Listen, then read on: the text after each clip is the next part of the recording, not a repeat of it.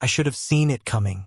Looking back, the signs were there like flashing billboards, but I told myself they meant nothing. That's the funny thing about trust. You don't realize how blindly you've given it away until you find yourself standing in a room full of people who knew more about your own life than you did. It started on my birthday, a Friday. I was running late getting home. Traffic was awful, the kind of gridlock that makes your thoughts spiral. I remember tapping the steering wheel, zoning out to some podcast I wasn't even listening to. Claire had been acting weird all week. At the time, I chalked it up to her usual brand of unpredictability. Mood swings, zoning out at dinner, disappearing into her phone like she was allergic to conversation. I figured maybe she was stressed. Work had been busy for her lately. When I finally pulled into our driveway, the house was dark from the outside. No sign of life. But the second I opened the front door, the lights exploded on and a chorus of voices yelled, "Surprise!" I flinched. Actually flinched. Balloons, string lights, people smiling. Confetti fell from somewhere overhead. Someone had hooked up a Bluetooth speaker and was blasting 2010s party music. It was like walking into a time capsule of better days, only I didn't feel better. I felt like a stranger in my own home. There she was, Claire, right in the center of it all, looking like she'd stepped out of an Instagram ad for Wife of the Year. She was wearing that navy dress I loved, the one with the side slit she usually saved for charity galas. Her hair was pinned up, makeup flawless. She'd even lit candles, the expensive ones she usually reserved for impressing clients. My friends were there, our neighbors, a few of her co-workers I barely recognized. Everyone cheering, laughing, holding up red cups or wine glasses. On the surface, it was perfect, but my eyes went straight to the corner of the room. She was standing too close to him. Tall guy, sharp jawline, white shirt unbuttoned just enough to be considered casually confident. His blazer looked designer. Brown hair swept back, like he styled it and then mussed it up for the illusion of effortlessness. And Claire? She was laughing in that way she used to laugh with me. Head tilted, eyes soft, like nothing else in the world existed. And then I saw her reach up and fix his collar. Just a subtle movement, the kind you do when you're already used to touching someone. Not the kind of gesture you make with a coworker. Not unless something else is going on. They didn't see me watching them right away. His hand brushed her waist, and she didn't flinch. She just sipped her champagne, her pinky raised like she was at a wedding. Eventually, she noticed me across the room. Her expression changed so fast it made my skin crawl. She stepped back from him like she remembered I existed, and she made a show of greeting me, laughing loudly, calling out, "Babe, look who showed up," like I was the guest, like I was late to my own life. I smiled. I walked over. I let her kiss my cheek, let her introduce him as Evan, our new creative director. I even shook his hand. It was warm and dry, too confident. "Happy birthday," he said. "Claire's been planning this all week." He said it like a man who knew things about her that I didn't. I forced myself to play along. I made conversation, drank some beer, laughed with people I barely knew. But I kept glancing over, watching them circle each other like satellites. At one point, I saw them whispering on the back patio. He touched her elbow. She smiled, the kind of smile I hadn't seen in months. After a while, I pulled her aside into the hallway, out of *T. "What's going on with that guy?" I asked. My voice came out lower than I expected, tighter. It didn't sound like me. "With who?" she said, all innocent confusion. "Evan." She looked at me like I'd asked if the sky was blue. "He's from my team. We're working on the fall ad pitch together." I stared at her. "You were adjusting his shirt," laughing like he just proposed. She rolled her eyes. "Mark, seriously? You're reading way too much into this. We were talking about a marketing idea." He spilled a little champagne, and I was fixing his collar. "It was funny, that's all." "You were touching him," I said, quieter this time. Claire stepped back. "Okay. Now you're making it weird." "Am I?" She crossed her arms. "It's a party. For you. Maybe try acting like it." The gaslight flickered so bright I swear I could feel the heat on my face. I stood there, staring at her, wondering how long she'd been rehearsing that line. I didn't respond. I didn't argue. I just nodded, walked back into the kitchen, grabbed my keys from the hook, and left. No scene. No confrontation. Just quiet clarity. I didn't even tell anyone goodbye. I got into my car, pulled out of the driveway, and drove past the rows of parked cars lining our street. I didn't stop until I reached a gas station off I-95.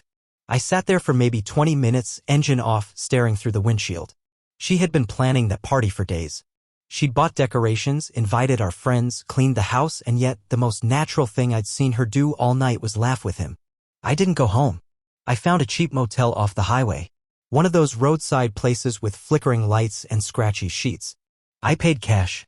I didn't even check my phone. I stared at the ceiling all night, trying to convince myself that maybe I was overthinking things. But deep down I knew. Something had started that night. Or maybe it had started long before and I just finally opened my eyes. Either way, the party was the turning point. And my birthday was the last day I saw her the same way again. The motel ceiling was stained with brown blotches, water damage maybe, or just time doing what it does best. I laid there all night, fully dressed, the hum of the air conditioner the only thing keeping me company. I didn't sleep. Not really. I stared upward, trying to convince myself that I hadn't just imagined it all. That I hadn't overreacted. That the look in Claire's eyes when she was with Evan wasn't what I thought it was. But no matter how many excuses I tried to make for her, the knot in my stomach wouldn't loosen. And that was the beginning. I checked out the next morning before sunrise. No one at the front desk asked questions. I drove around aimlessly, stopping only for gas and a coffee that tasted like burnt paper. I didn't go home. I couldn't. Something had shifted in me, and stepping back into that house felt like stepping into a lie. I wasn't ready to live again. Instead, I found a short-term rental online. A tiny one-bedroom apartment above a bookstore downtown, close to the water. It was overpriced, underfurnished, and exactly what I needed. The first night there, I sat on the floor, my back against the wall, a half-eaten slice of takeout pizza on the box beside me. And I started to think. Not just about the party, but everything leading up to it. All the things I had ignored. Claire had been working late a lot. At first, it seemed normal. She was always passionate about her job, always pushing deadlines. But then it started to stretch. A few nights a week turned into most nights. She'd text me around 6 to say she had a meeting and then show up close to midnight. Sometimes she'd come home already fed. Sometimes she didn't even kiss me goodnight. I remember the first time I caught the scent of new perfume on her. Not her usual light floral stuff, but something sharper, richer. I noticed it as she walked past me one evening, still wearing her blazer, brushing past my shoulder. It lingered in the air. I asked about it casually. She smiled and said she'd tried a new bottle from a client's brand. Didn't like it, she added, but she wore it again the next week. And again after that. At first, I thought nothing of it. But now in that quiet rental, I started stacking up the details. And the pile grew fast. Her laptop used to sit open on the kitchen counter, usually full of tabs for design mock-ups, color schemes, pitch decks. Then one day it was closed. Then locked. I asked her what happened and she shrugged. Company policy, she said. We're working with sensitive clients now. She'd never cared about that before. And the deliveries. That was another thing. Boxes started showing up from places I didn't recognize. Designer names, luxury skincare brands, boutique clothing labels. When I asked, she told me they were promotional items for influencer campaigns. Just samples, she said, waving me off. But she never opened them in front of me. And then there were the mornings. She used to wake up late, always snoozing her alarm, begging for 5 more minutes. But lately, she had been up before me. Already dressed, coffee in hand, slipping out the door with barely a goodbye. At first, I thought maybe she was trying to be more productive. Then I realized I was waking up alone more often than not. Physical contact between us had disappeared. No more kisses on the cheek, no arms draped over my shoulder while we watched TV. Even our fights felt sterile, like she was reciting lines from a script instead of reacting in real time. She smiled less. Or maybe she smiled just the same, just not at me. I tried to ignore it all. I told myself we were just in a slump, that every couple hits turbulence. I even planned a weekend getaway last month, something quiet upstate, just the two of us. She told me she couldn't go. Big pitch coming up, she said. Maybe next month. She never even looked up from her phone when she said it. That was the first time I saw her texting and turning the screen slightly away from me. Not enough to seem deliberate, but just enough to be noticed. When I walked past her on the couch, she'd quickly hit the home button or flip the phone over. Paranoia is a strange thing. It feeds on scraps. It chews up half-glances, misinterpreted pauses, changes in tone. But what I felt wasn't paranoia. It was math. The kind of math that adds up no matter how hard you try to round things down. And yet, I still didn't confront her. Not directly. Instead, I distanced myself. I started staying late at work, avoiding the house unless I had to stop by for clothes or mail. I made excuses when she texted, if she texted at all. There were days when we barely exchanged a message. And she didn't seem to mind. One afternoon, I drove by our house just out of impulse. I hadn't told her I was in town. Her car wasn't in the driveway, but the porch light was on. I sat across the street in my car for 20 minutes, staring at the windows, wondering who was inside and whether I even had the right to ask that question anymore. I didn't knock. I didn't call. I just drove away. That night, I found myself scrolling back through old photos of us. Trips to Napa, hiking in Vermont, blurry selfies from late-night diners. Claire's eyes looked softer back then. Her smile looked real. I stared at those pictures, trying to figure out when that version of her disappeared and whether I'd done something to cause it. I thought about our wedding day. She cried during the vows. I remember wiping a tear off her cheek while the officiant laughed and said, "Well, someone's already stealing the show." Back then, we used to joke that we were each other's biggest risks and greatest rewards. Now, she felt like a stranger, and I was a shadow orbiting her life. One night, around 2 a.m., I found myself on her company's website. I don't even know why. I guess I just wanted to see his face again, Evans. I found his bio: creative director, brand strategist, award-winning campaign leader. There was a professional hedge *T suit, soft smile, strong jaw. The kind of guy who probably says things like, "Let's circle back," and makes them sound charming. I stared at his photo like it held answers. What did he have that I didn't? I hated that question, but it lived in my head now, rent-free. I noticed something else too.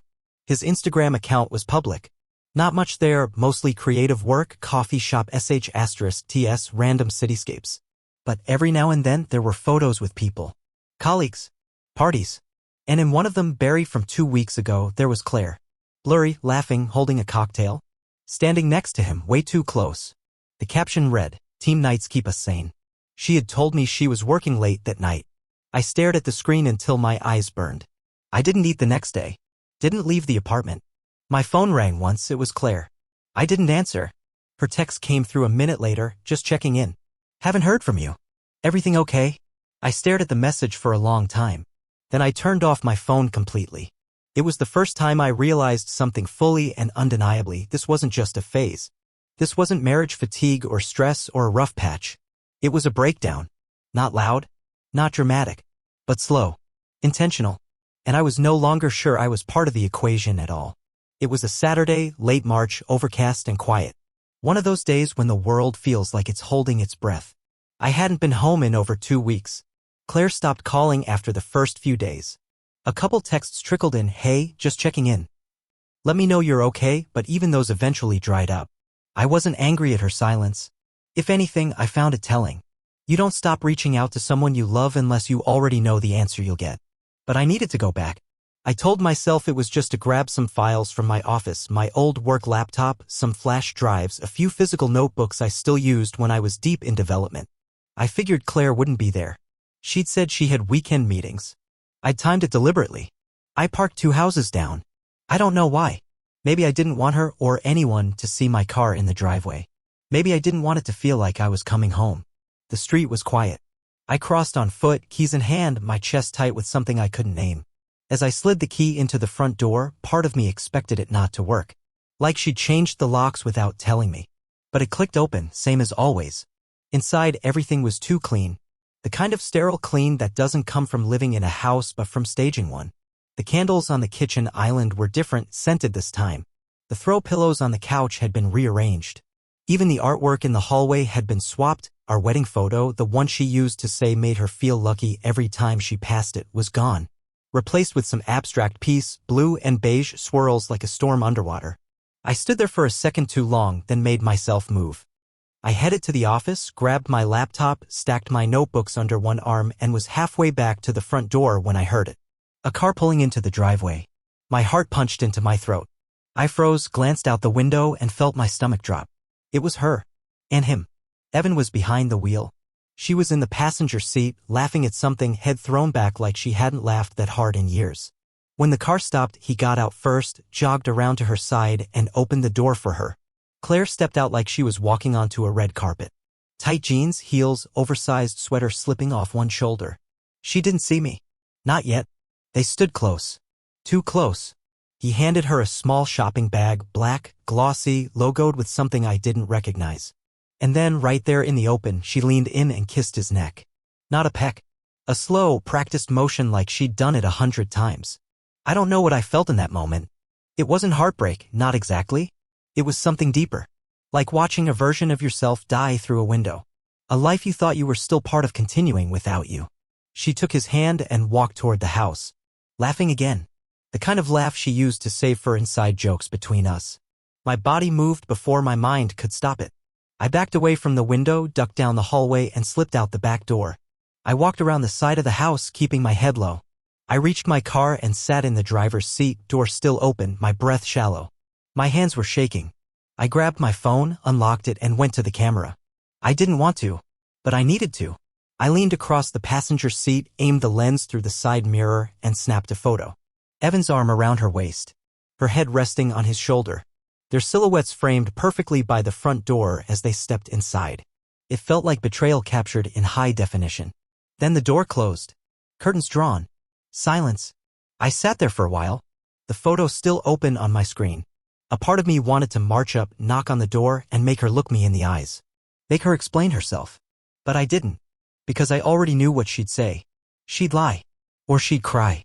Or she'd call it complicated. But it wasn't complicated. It was deliberate. I finally pulled out of the neighborhood, turned down the nearest side street, and parked again. My hands still trembled. I opened the photo once more. Zoomed in. Her face was a little blurred, but I didn't need clarity to know what I was seeing. I stared at that image until it stopped feeling like a wound and started feeling like evidence. That night, I didn't sleep again. I sat on the floor of the apartment, same as before, everything around me still boxed up like I'd only planned to stay for a few nights. But now I knew I wasn't going back. Not to that house. Not to that version of my life. And definitely not to her. Around 2 a.m. I started organizing my files. Not the emotional ones, the professional ones. The project I'd been working on for nearly 2 years. A proprietary encryption algorithm for secure commercial communications. It had started as a passion project, something on the side of my day job. But it had evolved. Grown. I'd written over 200,000 lines of code. Built architecture maps. Filed provisional patents under my name. I had kept it all backed up on a private server Claire didn't know existed. I sat there for hours, sorting through documents, checking timestamps, compiling proof that everything had been developed independently long after our marriage had begun to deteriorate. I wasn't just heartbroken. I was preparing for battle. You don't watch your life collapse in slow motion without learning how to stand in the wreckage. The next day, I called a lawyer. Told him everything. No theatrics, no drama, just the facts. He listened carefully. Asked if I had evidence. I do, I said. Photos. Timeline. Development logs. He said he'd seen cases like mine before, but rarely with this level of preparation.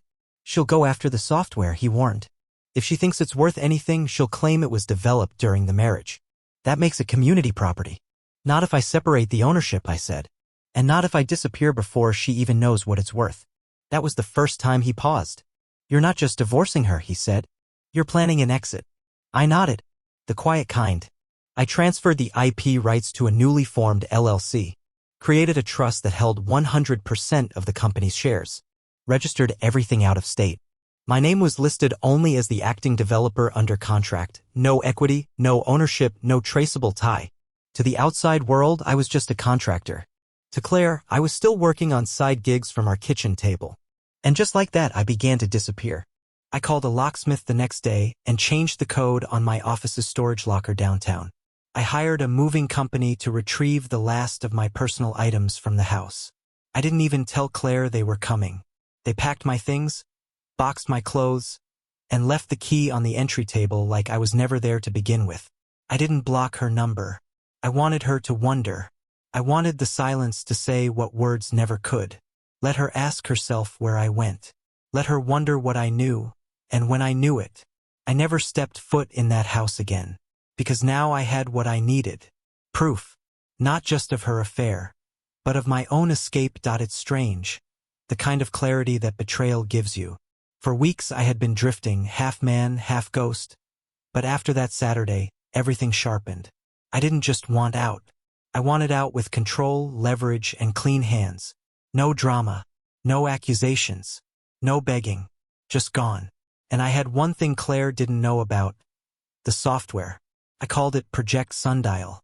2 years of buried work, hundreds of sleepless nights, a labyrinth of encrypted source code written in silence.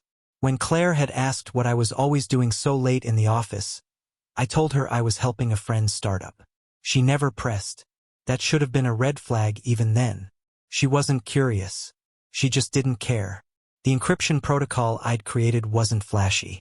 It wasn't some headline-grabbing AI gimmick or viral app.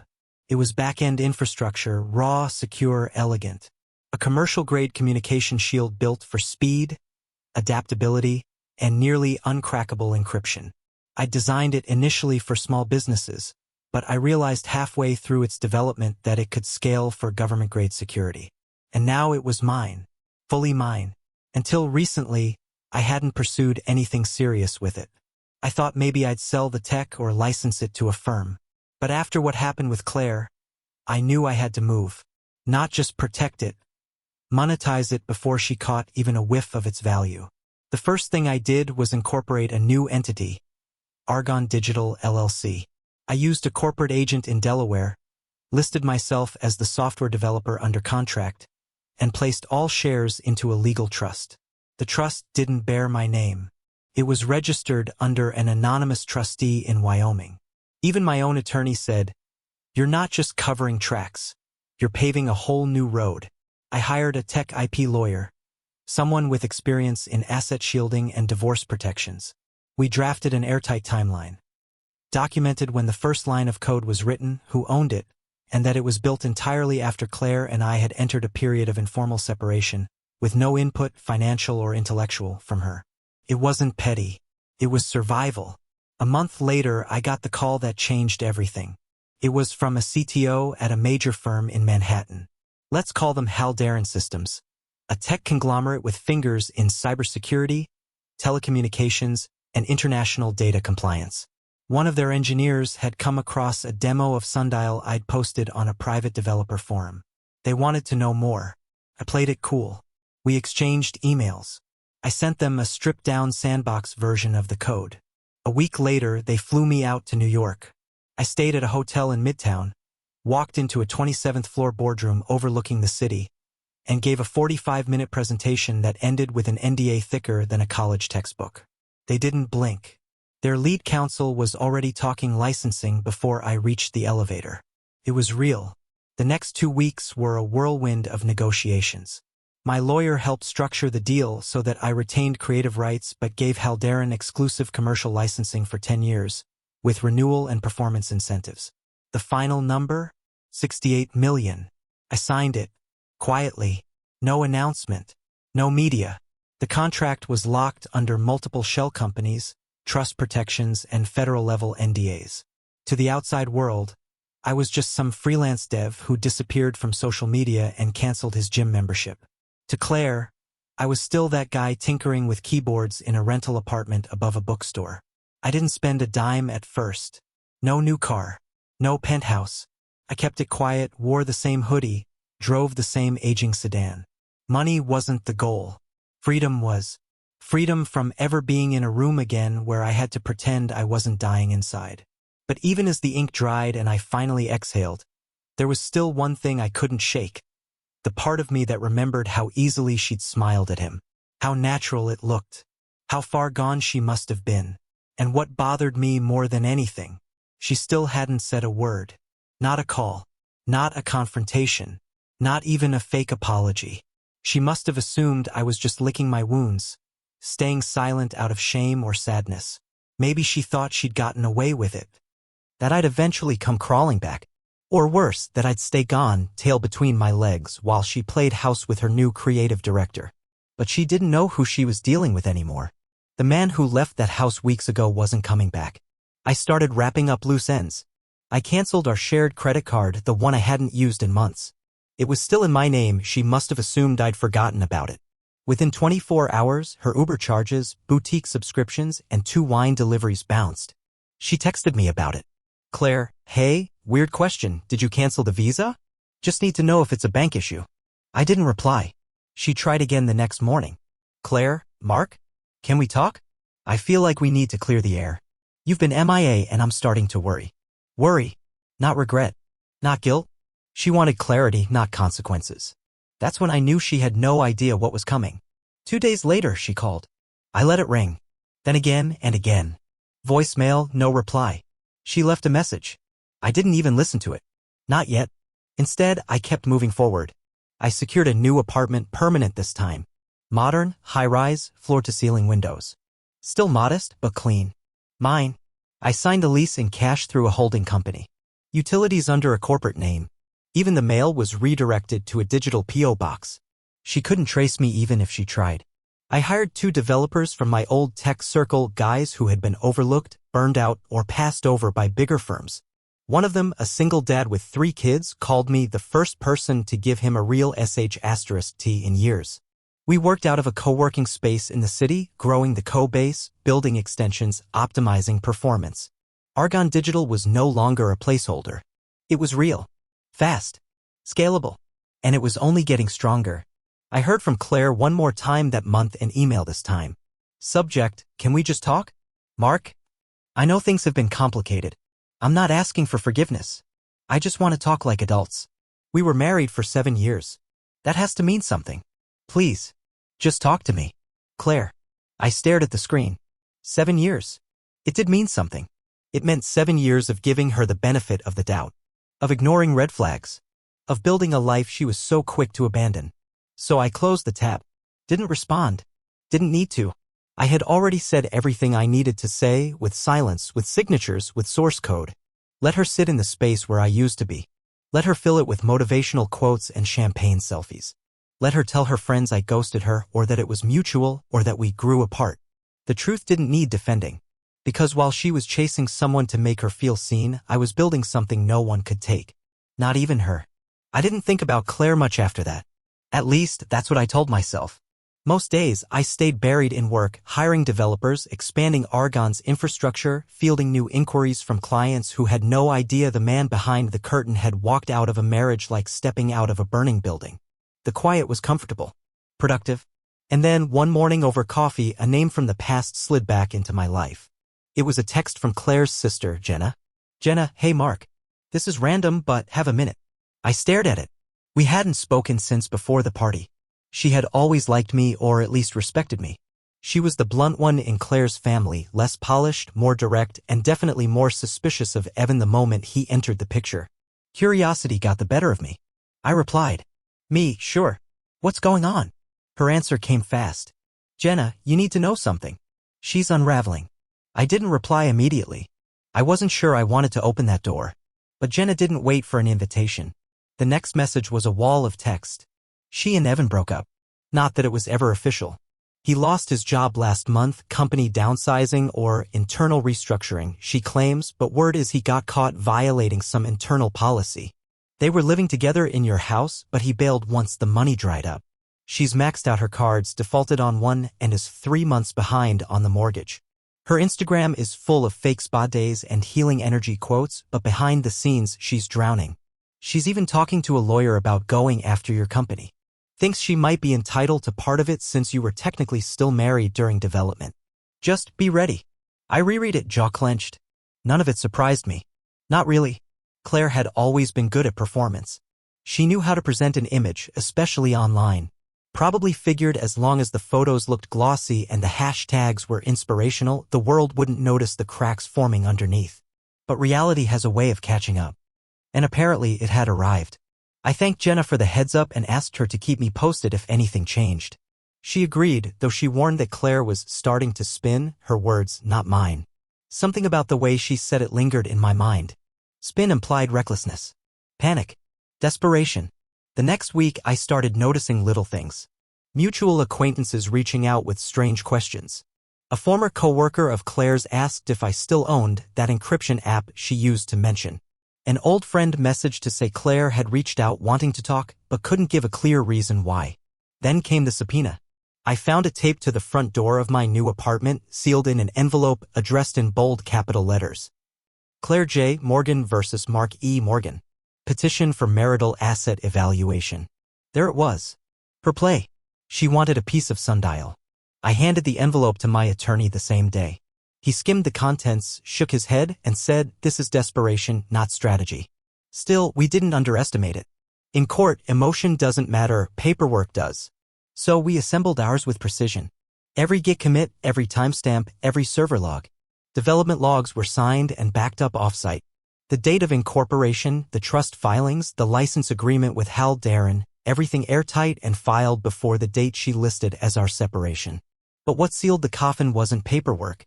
It was the forensic audit. My attorney had suggested it weeks earlier, just in case.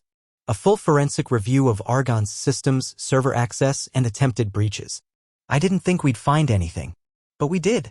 2 months prior, someone had tried accessing one of our backup servers using a spoofed credential token. The breach failed, the protocol flagged it and denied entry, but the IP address was traced. It belonged to a company called Linden Creative, Claire's old firm. Specifically, Evan's team. They tried to break into the very thing Claire claimed she didn't know existed. When we presented that in court along with our full timeline, the energy shifted. Her lawyer's confidence evaporated in real time. They fumbled. Asked for recess. Then they pivoted, suggested that even if Claire didn't have a stake in the code, she had provided moral support and emotional infrastructure during development. I almost laughed. But I didn't. The judge wasn't amused. He reviewed the evidence. He saw the timeline. And he saw the breach attempt. A week later, he dismissed the petition entirely and ordered Claire to pay for my legal expenses. Her attempt to claim assets had backfired completely. I didn't attend the final hearing. My lawyer called me with the outcome while I was in the middle of a product call with a new European client. I excused myself, stepped out into the hallway, and just stood there for a moment, letting it sink in. It was over. Legally, financially, symbolically done. Claire, on the other hand, wasn't so lucky. Word got around. That tends to happen in small professional circles. When your name is attached to a failed asset grab and a potential data breach, people talk.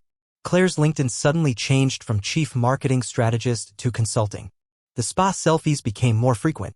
The captions more cryptic. Some storms come to clear your path, read one. She remembered who she was and the game changed, read another. But the game hadn't changed. She'd lost it. I learned from Jenna later that her parents, who had once adored me, cut financial support after she lied to them about her job situation. Her friends started pulling away, too, unsure what to believe. Even her sister admitted she's not who she used to be.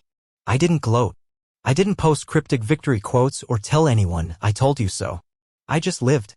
Quietly. Steadily. Claire texted me one more time. It came late, nearly midnight. "Claire, I know you hate me. I deserve that. But I never meant for it to get this far. I was scared. I was stupid. I missed the way things were before everything broke." I read it. Then I deleted it. No reply. Because the truth was, she didn't miss me. She missed the stability. The safety net. The version of me who hadn't figured out what she was capable of. The man she could lie to and know he'd still come home. But that man was gone. In his place stood someone who had learned the most important lesson of all: when people show you who they are, stop trying to repaint the picture. Let it hang on the wall in its true colors and walk away.